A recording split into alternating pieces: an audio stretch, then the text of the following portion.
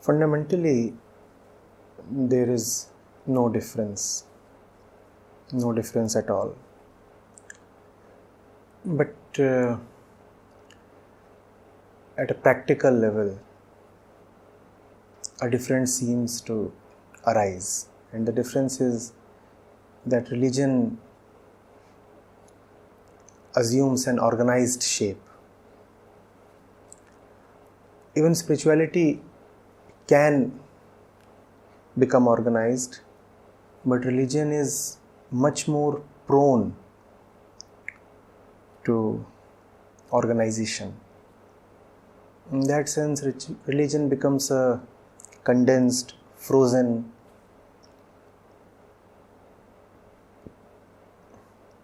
very set pattern of beliefs, rituals,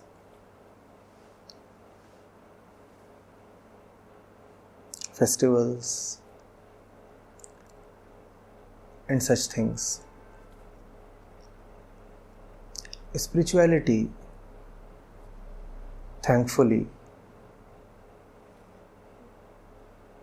is more free and fluid. But essentially, both are same because the end of both is the same. Both are to take the mind to its core, to peace.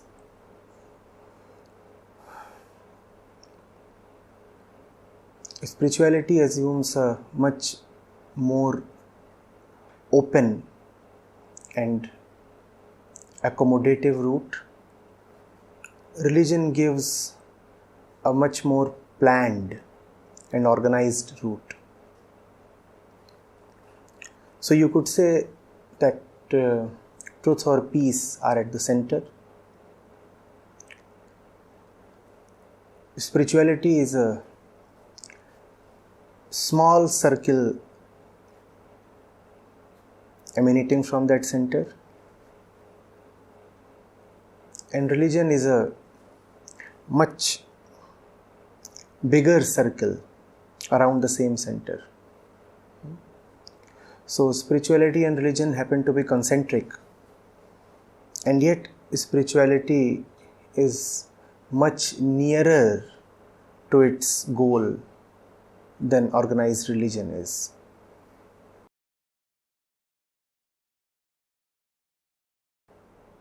The universal essence of all religions is the universal thirst of every human being. Why do religions exist at all? Religions exist for people. Even if one religion or many religions say that they are based on the revealed word of God, to whom and for whose sake is God supposedly revealing His word? For the sake of the people. Right? Even if God is sending down His prophets and messengers and books and avatars, or even His own Son, it is for the sake of the people, the population, the men and women of this world. So obviously the purpose of religion has to be the same as the purpose of human life. The purpose of religion has to be exactly that which every single human being craves for.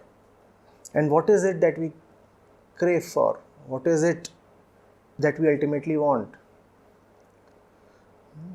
It's a certain rest. It's a certain closure. We want to come to a very secure sleep. We want to come to a point of relaxation. That relaxation in different contexts is variously described as freedom or liberation or realization or peace or joy. So that's what all religions are aiming at. all religions want to give the human being that which he so desperately aspires for. Yes, but just as human beings are very different, even as their ends, even as their ultimate ambition is the same, so that explains why organized religions emanating at different places and at different times and in different contexts have to be necessarily different. If all human beings were the same, then no two religions would need to exist. But human beings vary a great deal. So the form and structure of religions is also bound to vary a great deal. But all variations are superficial. As you go deeper into the human psyche, the variations start getting annulled and you find more similarity, rather more oneness emerging. Similarly, when you dig deep into any religious fold, you find that the differences between the various religions start decreasing, and what gradually shines forth is a oneness of purpose. That oneness is the goal of religion and of human life.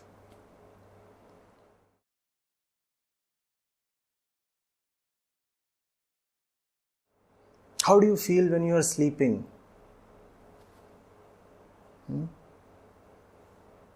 And you are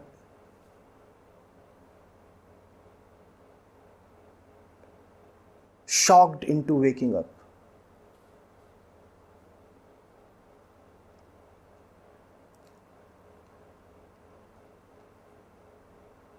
It is not pleasant.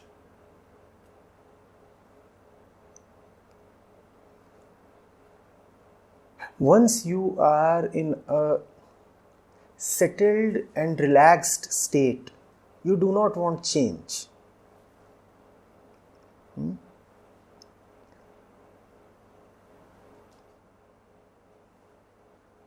In fact, even when you welcome change, you welcome it so that you can change into a relatively less changeable state. You keep moving so that you reach a point from where movement is not necessary. Every new beginning is a shock and a tension.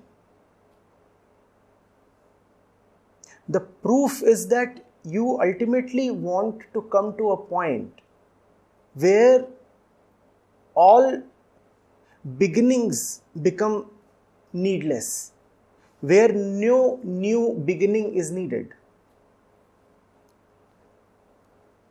Doesn't that happen between lovers? You move on, relationship after relationship, but your desire is to ultimately find someone you don't have to ever leave. You don't want to begin once again, don't you? You want to come to a full stop. Even if you break up and move into a new relationship, what is the whole movement for? The whole movement is to ultimately enter a place that would be final.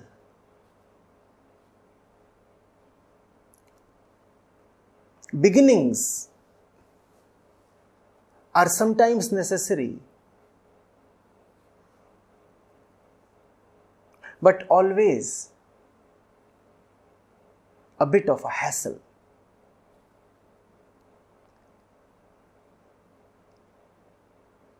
Had it been in your province, you would have eliminated all beginnings altogether. Same with endings. Whenever something ends,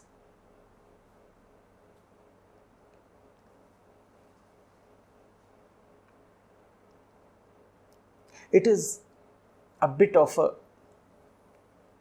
jerk, a shock to your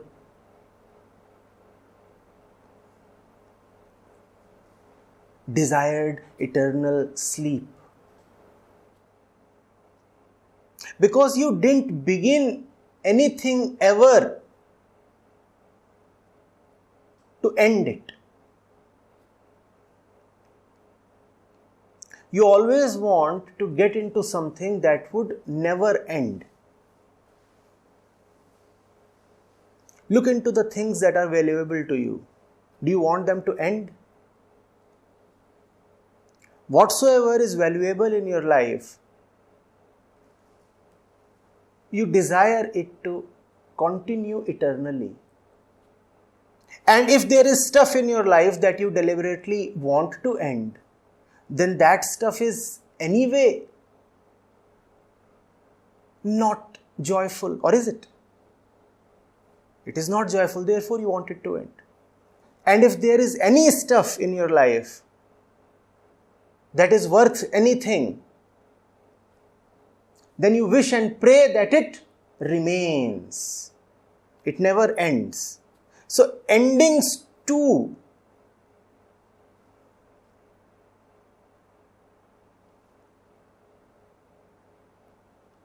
make the inner being nervous.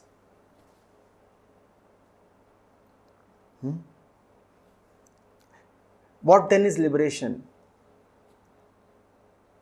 Liberation is to come to a point, or get hold of something, or drop something,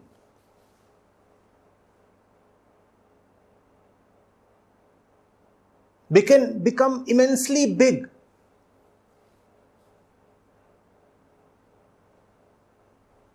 or reduce totally.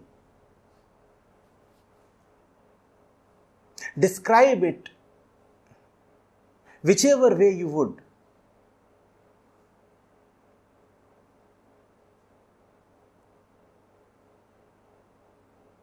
And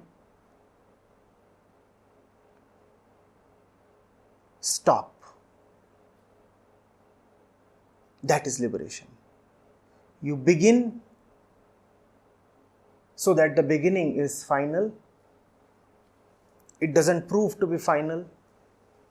It ends. You end, but the end is never final, and you again have to begin.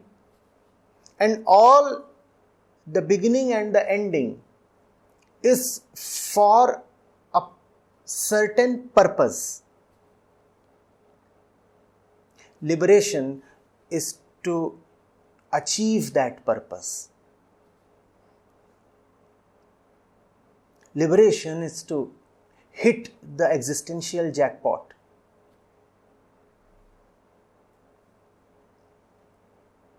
Liberation is to say, I finally cracked the game. You were trying.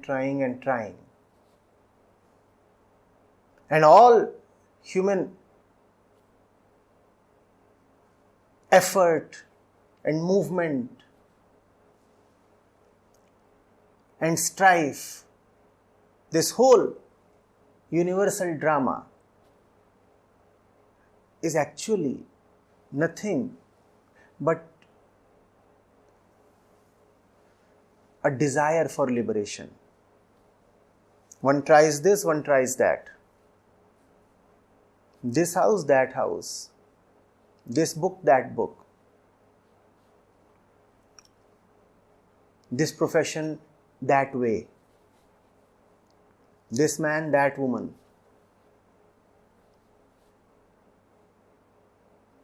One does not do things.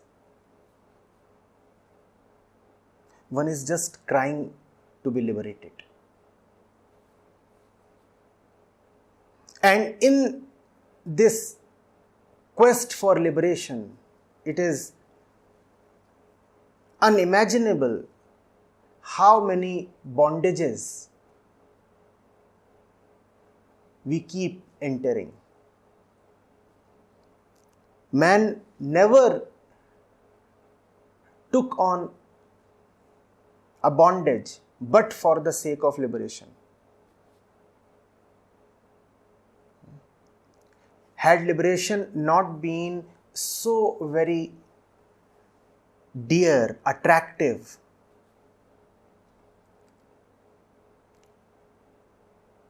real,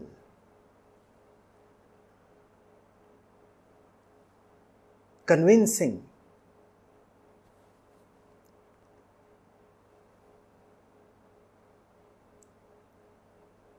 we would not have been in so many bondages. Liberation is so very compelling that you are prepared to be in shackles.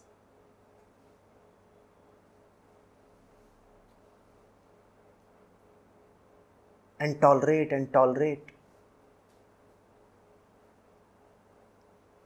and never stop trying.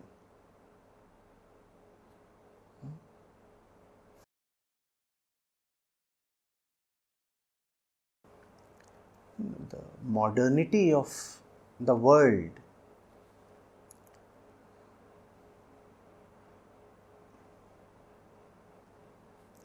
is the most recent act and scene in the eternal drama. Scenes change, the drama continues. What is it that you call as modernity?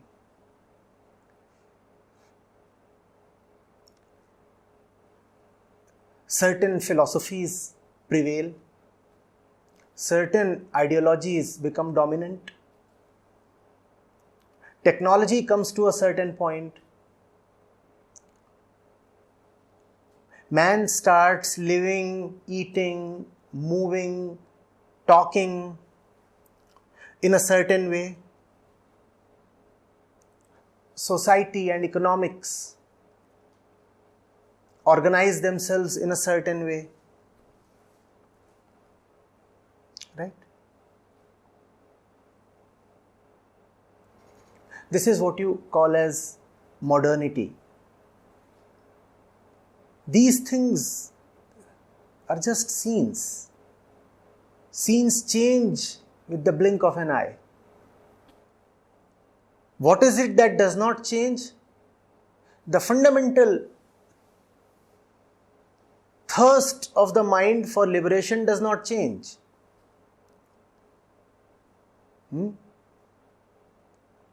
Today you are talking to me and there are all these fancy gadgets to support you. And there are lights and there is the air conditioning and such things. 1,000 years back, when you were talking to me, there was no such equipment around. But the questions were the same. Because these questions pertain not to that which is time bound, but to that which is timeless. Will time ever touch your urge for timelessness?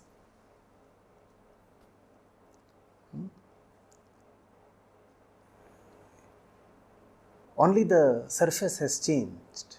The clothes have changed, the language has changed, the makeup has changed. The one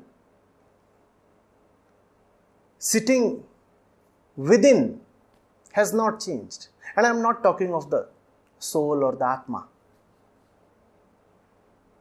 I am talking of the discontentment, the restlessness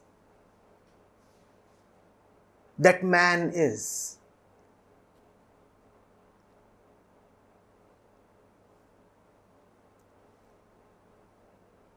If we could have another fancy gadget here, a little fancier maybe, let's say a time machine, I would have loved to take you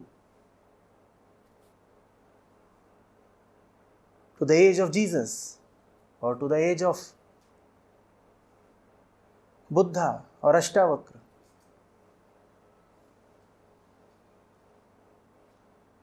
Or even prior to that, to the age of the Rishis of the Upanishads. And I would have shown you that man was struggling with the same inner disquiet then as he is struggling today, because man is man. Clothes change. Clothes change. Acts and scenes change. The theme of the drama does not. It's a very coherent play. Some love to call it the theatre of the absurd. Yet, it is very, very consistent and homogeneous. It's an existential play. With a very committed theme that never deviates.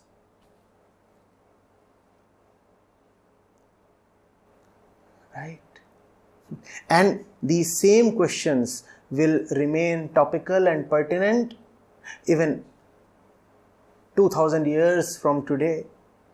Well, that is if anybody survives to ask these questions.